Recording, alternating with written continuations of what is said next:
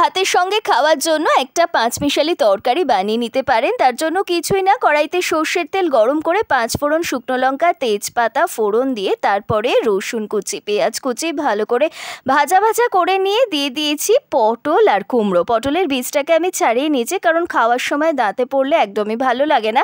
এরপরে নুন, মিষ্টি স্বাদ মতো, হলুদ গুঁড়ো আর সামান্য লঙ্কা গুঁড়ো দিয়ে ভালো করে শুধুই কষিয়ে নিতে হবে, কোনো রকম জলের ব্যবহার করবেন না।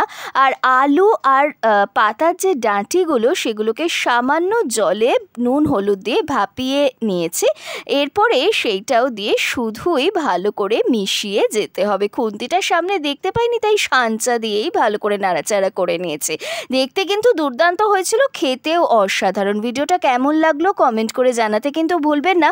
আর আপনারা যারা শুধু শুধু আমার ভিডিওটা দেখে চলে যাচ্ছেন তাদেরকে অনুরোধ করলাম অবশ্যই সাবস্ক্রাইব করবেন।